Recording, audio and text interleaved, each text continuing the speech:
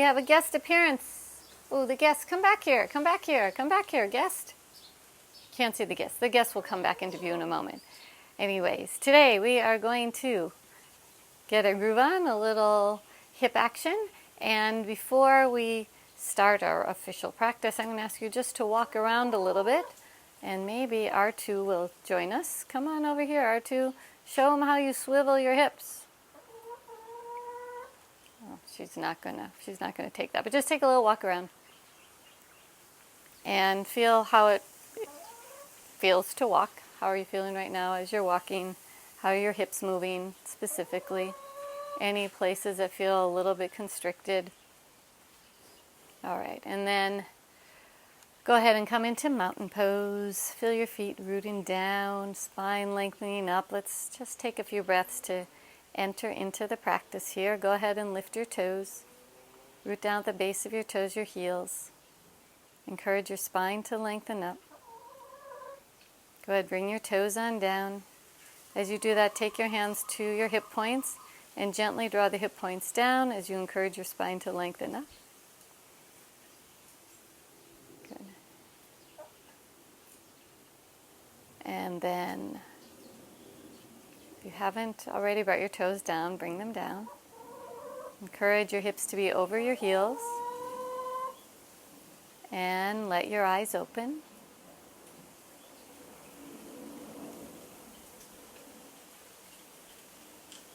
Okay, and then, now she's not walking. You can't see her hips swinging, but here's R2. There's a group of chickens who live nearby. There's a door that opens at 3, and they all get to go out at 3, except somehow she knows how to get out earlier, so sometimes she comes to visit me. Some of you have seen her before. All right, enough about chickens. Take your feet wider than hips distance and do a few hip circles, starting around. Just to start simple hip circles. More of it kind of getting yourself to feel what you feel right now. Just notice how it feels. And you may already know that when I say notice how it feels at the beginning, we might be doing them again later. So go ahead and switch directions. If there's any constriction, any clunking, or maybe it just feels great. Both are good.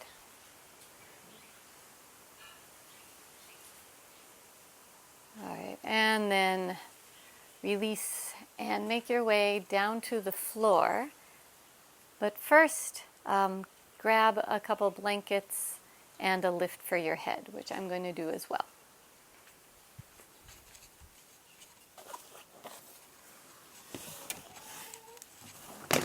So we're going to spend a little bit of time lying down to release some of the muscles at the top of your thigh, and then we're going to be doing some more movement. So what I'd like you to do is have enough height so that when you lie down, your lower ribs and hip points will be on the same plane lying down. So that means we won't be like this when you're lying down. There was a previous video, a shorter one, where a lot of class was spent doing this. So you can take a look at that if you're not sure if you want to do it for longer. But today we're going to do it fairly short period of time just to allow a little bit of release here in the psoas area. So lie down on your backs and have the blanket right in that space between your shoulder blades. In such a way, maneuver yourself in such a way that you can feel the ribs are not on the blanket, the lowest ribs are down. And then take one hand behind your head, lift up a little, and you'll notice when you lift up, right, these lower ribs drop down. So we actually want your head to be high enough so those lower ribs drop down. If you're unsure, I'll exaggerate. This is them popping up. This is them coming down. So bring a lift under your head so you can allow for that release. And then take your heels a little wider than your toes. Let your knees come together, and we'll take a few breaths here.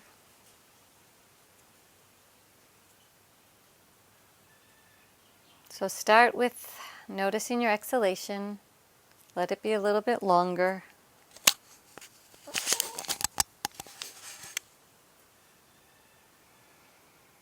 So as you exhale, you can let go a little in the belly, allow your jaw to soften.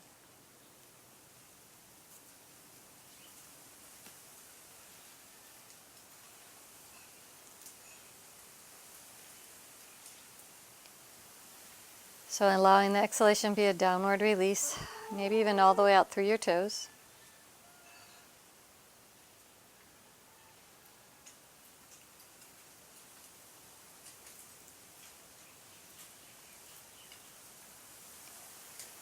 And once you have your exhalation a little bit longer, you might notice more space for the inhalation. So go ahead, bring that in through your nose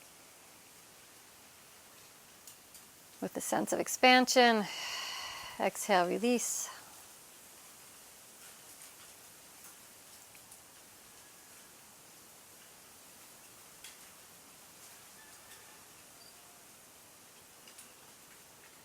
And then go ahead and place your hands right on the lowest ribs.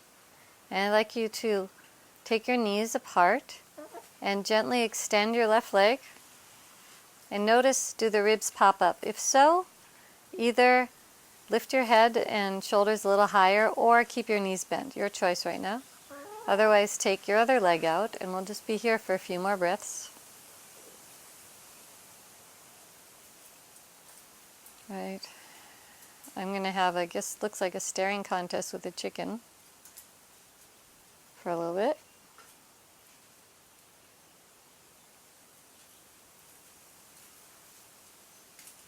Just let your exhalation be a little longer.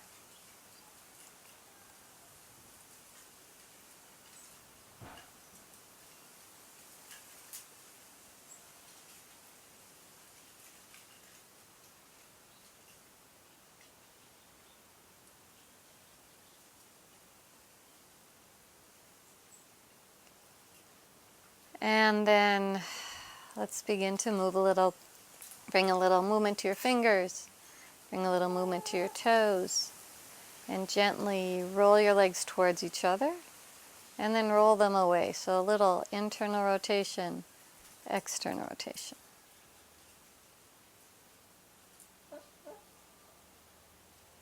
Let's isolate that a bit. So go ahead and bend your right knee. And as your line here is rotating the left leg from the very top of the thigh. So have your hand at the top of the thigh bone. Roll in and roll out. It's easy to make this movement from the ankle, but try to make it from the thigh instead.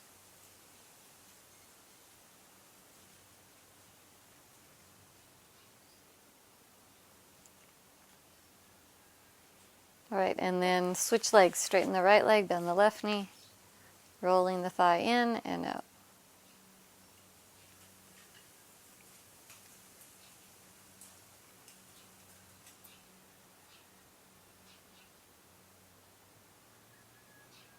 All right, and then bend the right knee and roll over to your side and make your way up to all fours. Put the blanket, the lift off to the side, and on your hands and knees, spread your fingers gently. It's coming to a cow tilt. Yes, the cat tilt. So draw your sit bones down towards the ground. Let your head hang, so don't focus so much right now on the upper body rounding, but more the lower body. And on your exhalation, draw your sit bones down a little bit more. Just hold for a bit. Right, and then go the opposite way. Begin to lift your sit bones. We're not going to go all the way into the cat. Just lift the sit bones enough that your head begins to lift a little. And then drop the sit bones again.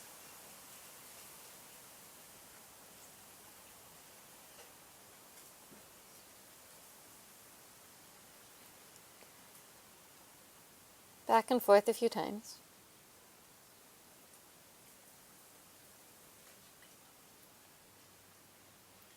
All right, now let's make it a little more specific. Now, root down with the hands, lengthen the spine, slide your shoulders away from your ears. Can you keep your shoulders steady, your mid-back, your lower back steady, your upper back steady, and just move the pelvis. So isolating the movement just in the pelvis. The movement might be a little smaller now, that's okay. So sit bones lift, sit bones release, back and forth.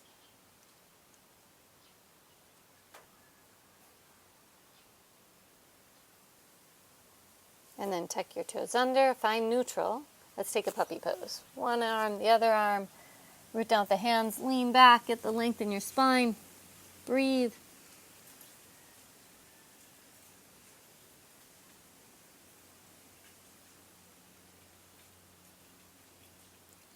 And child's pose.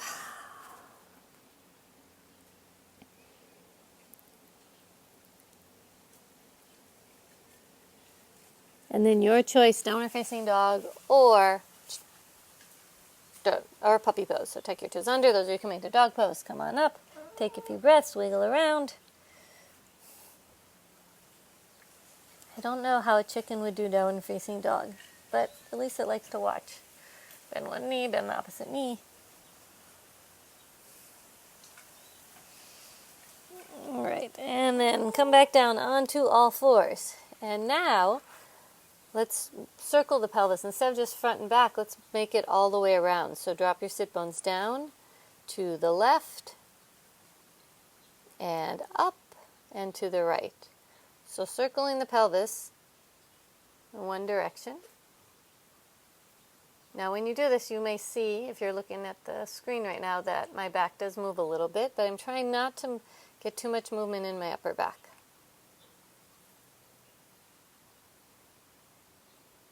Okay, and then switch directions.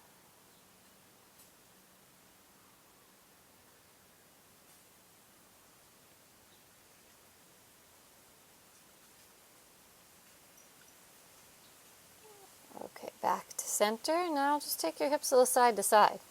A little swiveling. So it looks like this.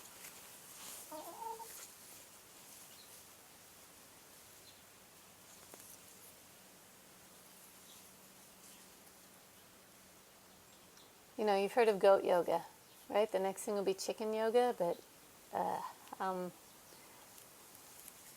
chickens do live a lot of kind of moist gifts, so that might not be the best thing. Okay, from here, your choice again, puppy pose or downward facing dog. Get the length in your spine. That's one of the main aspects of yoga, getting length in your spine. So even when we do all these other movements, we come back to that. Those of you in downward facing dog, bend your knees, reach your sit bones back and up. Press down at the base of your thumb and forefinger and slowly move towards straightening your leg. Those of you in puppy pose, root down with the hands, breathe into the upper ribs.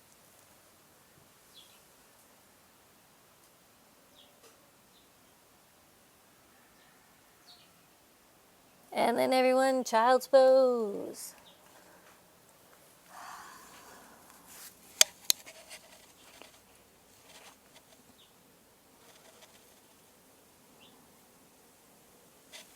From here, we'll transition to a standing forward bend. If that doesn't work for you, just come up to standing. Go ahead and tuck your toes under, lift your knees up, and walk your hands towards your feet. And then lift your hips, keep your knees bent, let your spine release a little. If it's good for your back, your body, you can move towards straightening your legs. Otherwise, keep your knees bent. Don't want to feel any pressure in your lower back when you do this. And then bring your hands to your sacrum. Let's all come up to standing. All right. So now, mountain pose. Again, breathe. Feet grounding, spine lengthening. Let's build the mountain. The regal mountain. So take the base of your palms to your hip points. Fingers pointing down. Let your shoulder blades release. Now notice, are you gripping your quadriceps? The muscles right above your knees. Can you let them go? It's actually kind of hard to do that, especially when we bring your hips back over your heels. So we don't want to be the banana. Hips over heels. Let the quadriceps release. Let your jaw soften. Okay, and then begin to press a little more actively with your fingers into your hip points and lengthen the top of your thighs down. Encourage the back of your spine to lengthen up.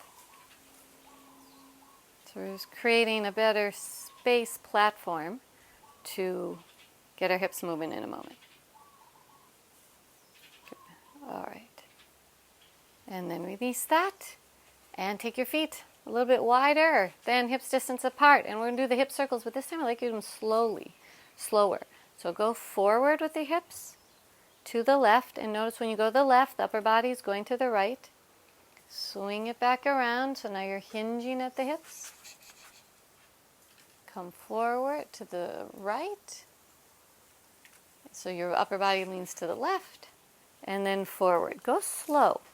So this is that opportunity to build a better map, a clearer map in your brain when we go slow. Clarify that these movements are possible, and it really comes into, I guess, what some people would call muscle memory, but it's also brain memory.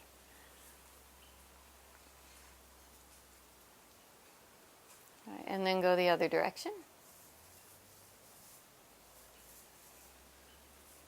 Taking your time.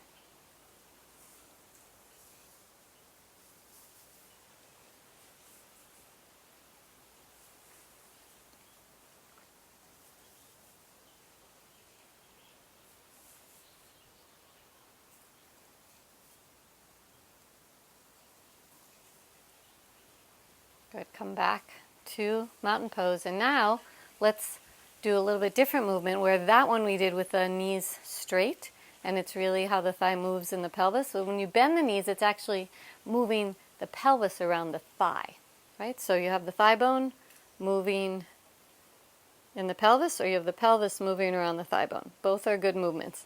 So we're going to start by just forward and back with your knees bent a little bit. Take your pelvis back and forward. Back, forward, back, forward. This one, right, you probably aren't going to do waiting line at the grocery store, but you can do it here. Now, as you do this, encourage the upper body to stay stable.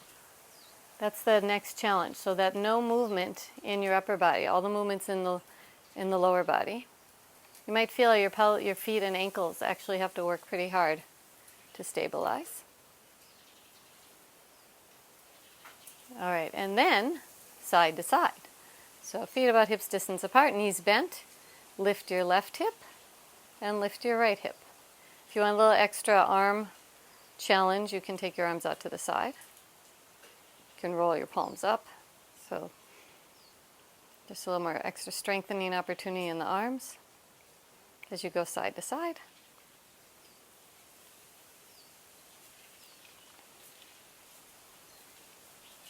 So of course now we put them all together. So start with your hands on your hips.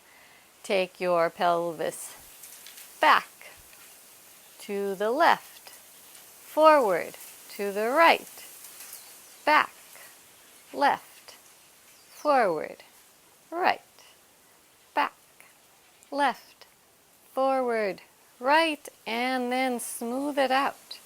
And again, the challenge is to keep steady in the upper body. One way to play with that is try to keep your head at the same height instead of up and down, which is a cool dance move, but right now, creating that isolation. And then switch directions. So go front, left, back, right, front, left, back, right, and then begin to smooth it out. Maybe one hand comes on your head.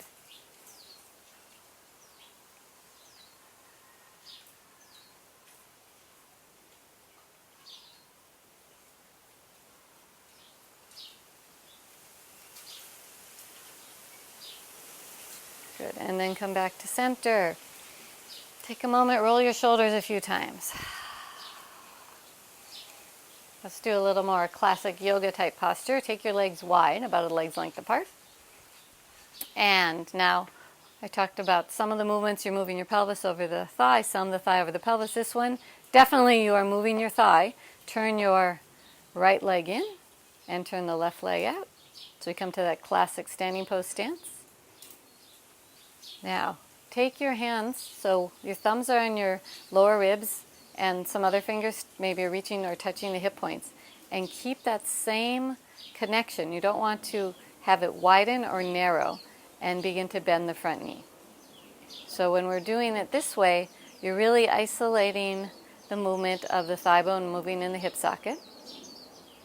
And you're not contorting or using an escape anywhere else when the hips are tight. So this gives you really a sense of the true range of motion of the hip in these standing poses.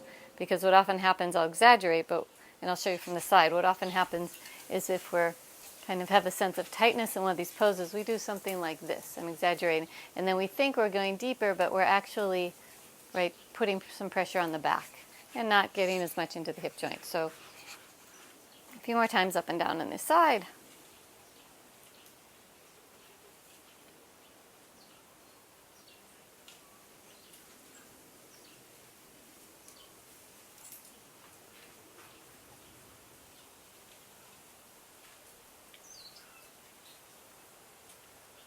And then let's go the other side, direction, right leg, left leg in, spiral the right leg out. Thumbs on the lower ribs, fingers on the hip points, up and down.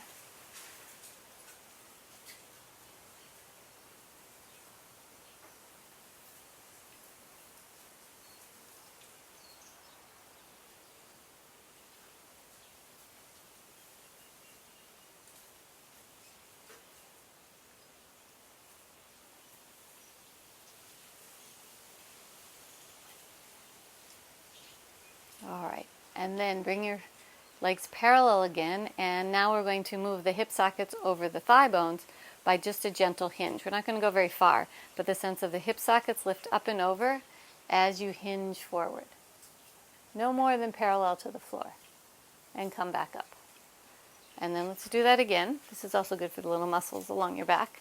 So take your thumbs to your lower ribs, fingers at the hip points. So again, this area stays the same distance apart as you hinge forward and come back up. Okay, and if you find that bothers your back, you may not hinge very far at all. That's fine.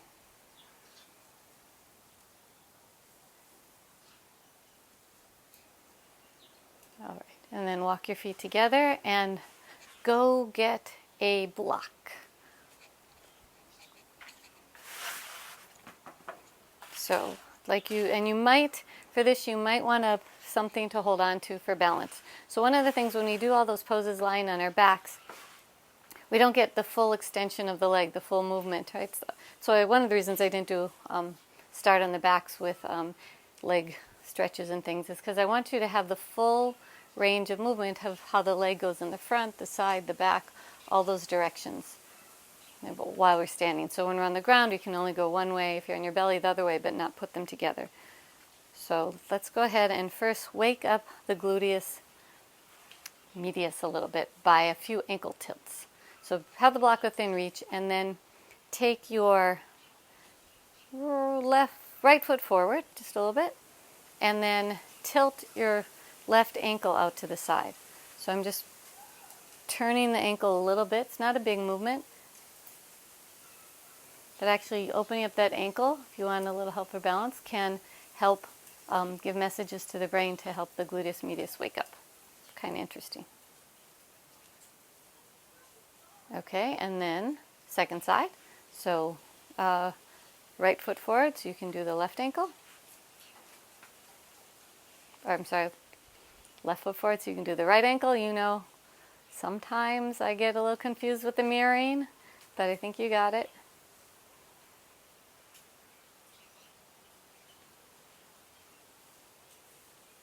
Okay, and then just take a little walk, forward and back, little walk around.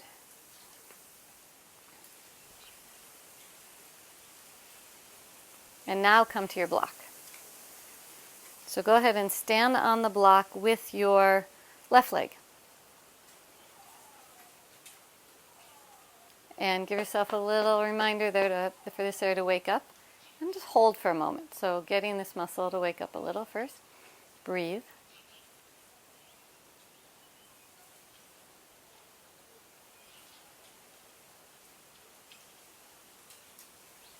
All right, and then release that.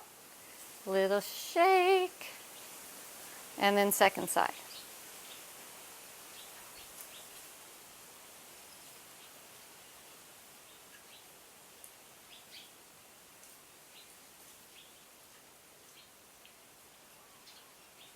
And then release, little shake, shimmy. Let's come back to the first side. And now this is where we get the fuller range of motion in the leg. So stand with your left foot on the block. Give yourself a little reminder using that outer hip muscle to help engage. And then we're going to circle this leg. Start with small circles. So now again, we're moving the thigh in the hip socket staying steady. Work towards keeping the spine long, upper body steady. Circling around. And you might notice if there's a spot feels a little crunchy, make the movement a little smaller in that spot, and maybe go slower in that spot, and maybe even just go in and out of that spot a little bit. Okay. And then if at any time you feel you've been here long enough, please come down, take a little break. I'm going to hold it for a little longer as you switch directions. I love doing these. These have helped me tremendously. So you may see me doing them a lot. Like sometimes when I'm talking on the phone or waiting in line at the grocery store or definitely standing on a curb. I love curbs. I had no idea of how wonderful curbs were when I was younger, but I love standing on the curb doing all sorts of things. Okay, that might be enough on that side. Take a moment. You might feel the standing leg a little tired, so you can cross that ankle over the thigh, bend a little forward, come back up, and switch sides. Stand on with your right leg. And this side may be a little more challenging. One, because it might be a more challenging side, but two, you're already a little fatigued from doing this. So find the standing position and then circle. And if you put your hands here, you'll feel the contraction and release of the muscles. That's a good thing.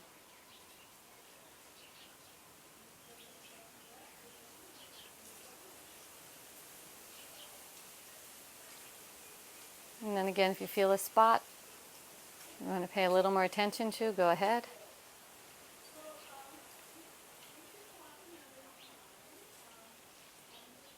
And then switch directions.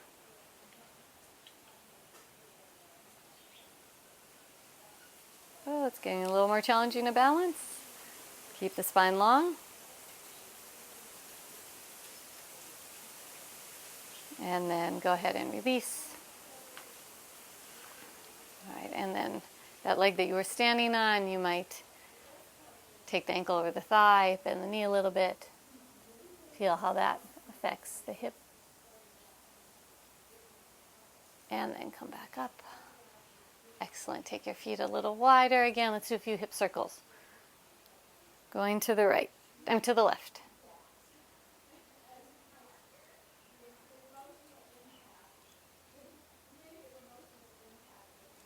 And then switch directions.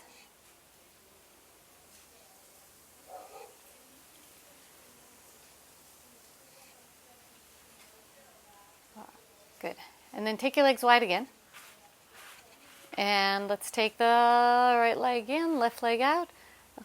Bend the front knee, open to that warrior two position with the legs. Hold for a moment, reach long through the back heel. You might give yourself a little reminder here that this area can be active. And let's take the arms on up. Look out over your left arm, breathe.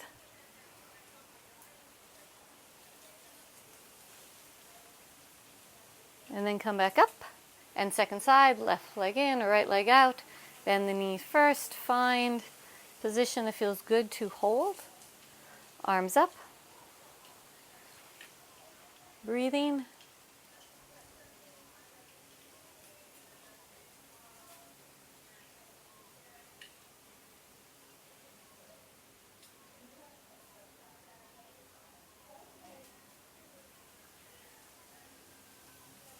And come back up, right leg in, walk your feet together. Take a moment, mountain pose. From here, let's take a moment to play with balance of tree pose. So again, if you want a little support, go ahead and get that. Otherwise, just bend the left knee, spiral your thigh out to the side, take your foot below or above the knee. So building the strength, foot into leg, leg into foot, palms together.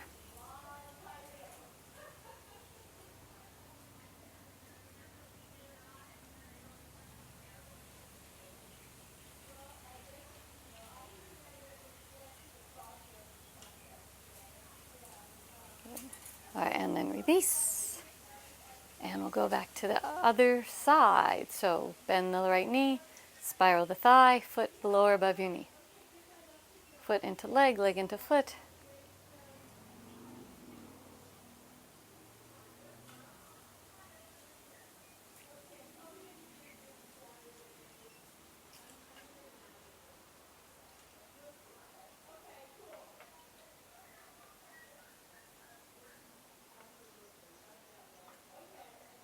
Good. And then release. So go grab 2 blocks. I forgot to have mine, so I'm going to get mine, have them within reach. But before that, I often say, do a little shake and shimmy, and I don't know if I've ever really taught how to shimmy. So shimmy can be actually initiated from many different places. You can initiate it from the hips, the knees, places in between, but the majority of the time it's hips or knees. So what I want us to do today is to do it from the hips. So you're going to have your knees bent a little. So your knees are going to move, but the initiation is from the hips. And all a shimmy is lifting one side of the hip up and then going the other direction. So you're moving the hip socket over the thigh bone, and when you do that, right, your leg straightens in this position a little bit. So you go side to side. Hip up, hip up, hip up, hip up. And you may begin to feel the sides of your waist stretching. So can you keep your spine long? Again, the challenge to keep the upper body steady while you move the lower body. That's one of the reasons when people do Middle Eastern dance, Arabic dance, belly dance, it looks so amazing, is their ability to isolate one part of the body, keep it steady, and so then it accentuates the movements of the parts that they are moving. So now, basically, a shimmy is you do it faster. So go ahead and go a little faster. You might make it a little smaller. For today, keep your heels on the ground, side to side. And play with it. We don't have music. If you want to tap, go ahead, but begin to play on your own. Keeping the spine long, going side to side. You may find it gets a little tiring, especially if it's hot out and the sun is beginning to shine down on you. All right, and then release. Good. Can't release by shaking it because that's just what we were doing. Release into mountain pose. Find your 2 blocks. Bring them out in front. Take your legs wide. Big asana. Arms wide, legs wide. Hands to the hips. Nice inhalation. Lift in your spine. Exhale. Hinge forward. Hands on the hips. Lengthen your spine forward. Breathe.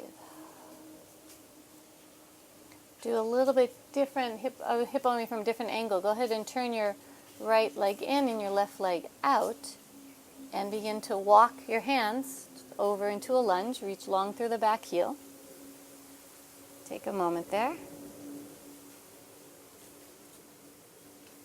That feels really good to me after doing those other kind of hip openers. All right, and then from here, let's take the blocks and go back the other direction. Right leg, left leg in, right leg out. Find the lunge.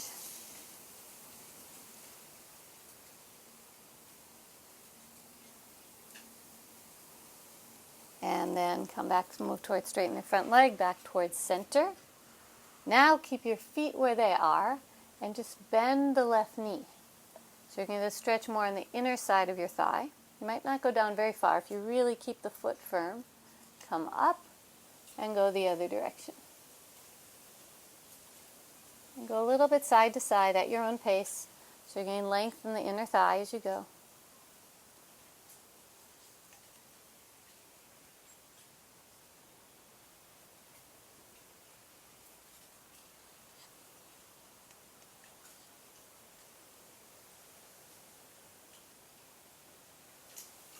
All right, and then back to center. From center, walk your hands as far as they will go, wide-legged, variation of dog pose.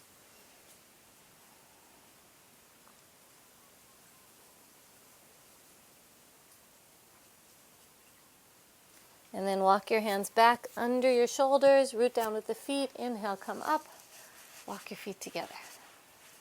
Roll the shoulders a few times. So a few different movements, dancing movements. We've done circles, and we've done shimmies. So I want to add one more before the sun comes in too much, which is moving with the side-to-side hips. So we're going to have your hands on your hips to start, and this is how it goes. Well, I'll show you how it looks first. It's just step, together, step, touch, step, together, step, touch. So I'm going to step to the left and start on both feet, bend the knees, and then step to the left. The moment I step to the left hip comes up. I bring the right foot to the left, the right hip comes up, the left hip comes up, and then the right hip comes up. So it's basically side to side, but you're doing it as you walk.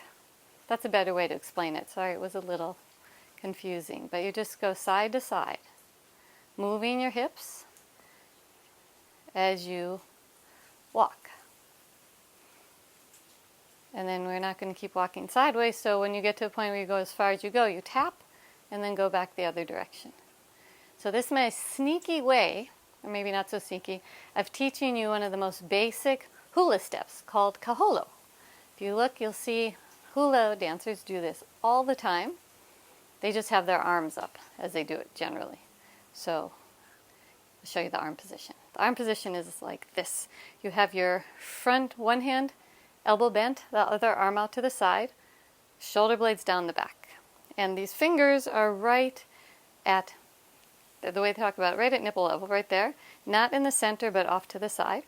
And then you bend your knees, and you start by taking a step, lift the hip, step other hip, step, touch, and then you switch hands. Touch, step, step, step, touch, step, step, step, touch. And go back and forth a few times, and you're doing a kaholo. So what happens in hula a lot is that people will do this basic step and then do a lot of elaborate arm movements on top of it. And of course there's other steps, but this is one of the most basic. So a few more times.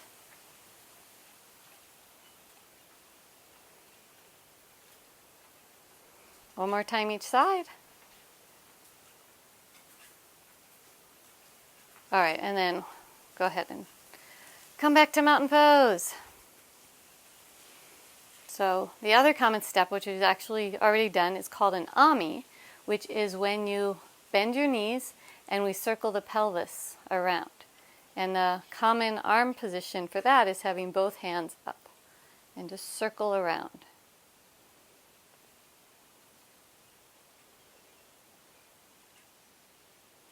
Right, and then switch directions.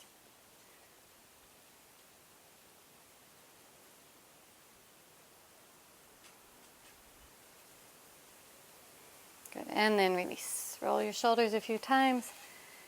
Take a few breaths. Inhale, exhale. Let's take the arms wide, the legs wide again. Big asana. Wiggle your jaw a little side to side. Roll your arms so your palms face forward. Take your arms up a little higher. Breathe. Bring your hands to your hips. Lift your hip sockets up and over your thigh bones. Hinge forward.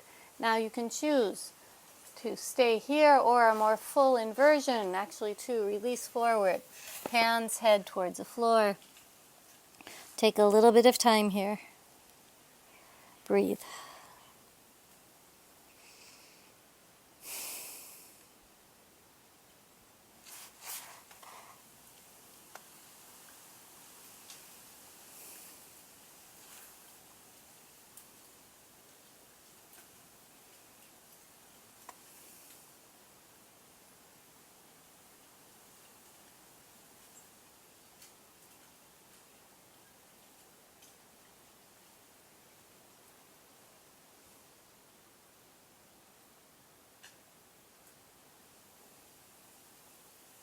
All right, and then begin to come up, bend your knees slightly, bring your hands to your hips. Inhale, come on up.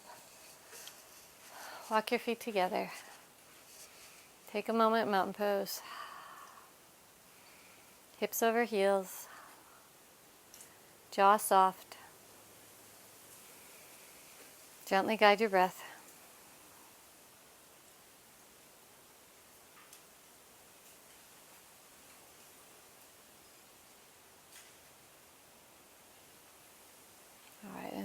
sense of flow, and maybe you want to flow your hips around a little. Maybe there's some directions we didn't quite move. We didn't do diagonals today, another day.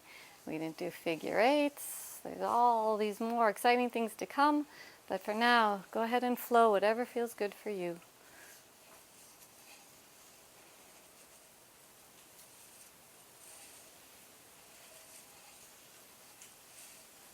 And then flow your way down to the ground and come to sitting. So make your way onto the floor. Have a little height. Let's take a moment in Baddha Konasana, soles of the feet together.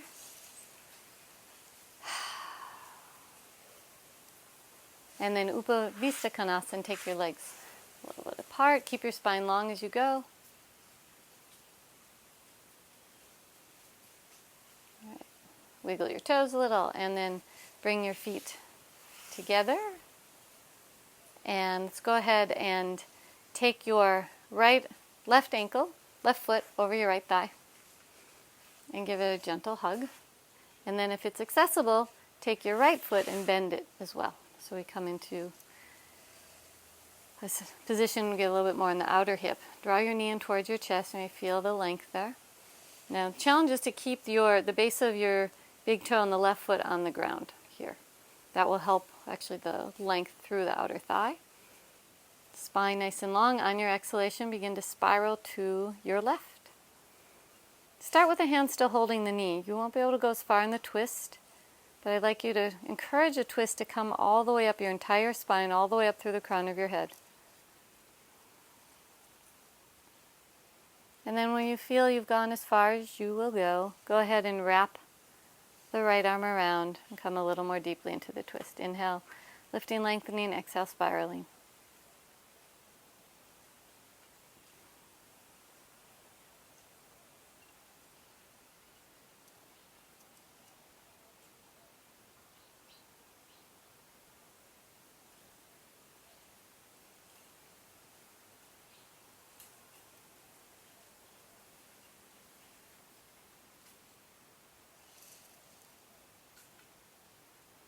One more inhalation. On your exhalation, unwind. Back to center. Extend the left leg, extend the right leg, wiggle your toes. Second side, bend the right knee. Maybe the left knee as well. Draw the knee in towards the chest. Get the length on the outer hip. Spine nice and long as you inhale. On the exhale, spiral.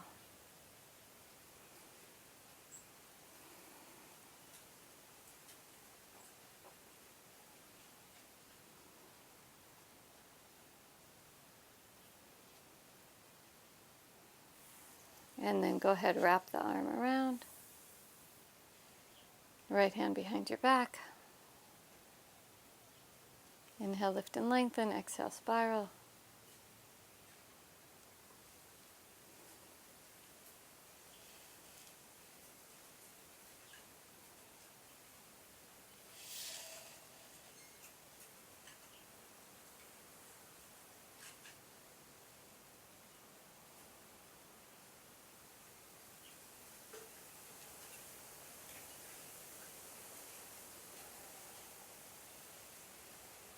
One more inhalation, and on the exhalation, unwind.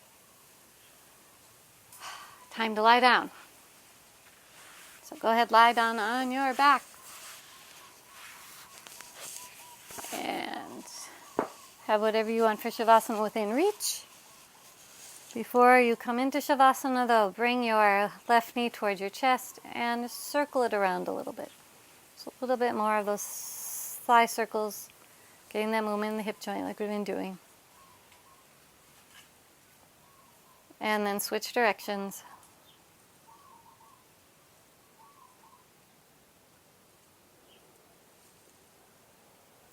Release that and second side.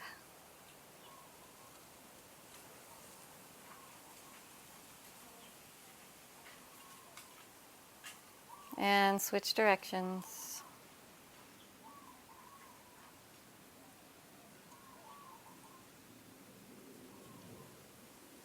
And then bring your left ankle over the right thigh. Bring the right knee in towards the chest.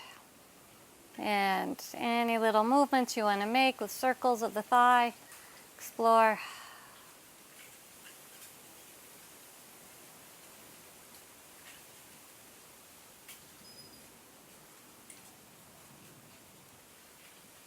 And then release, left foot on the ground, right foot on the ground, second side.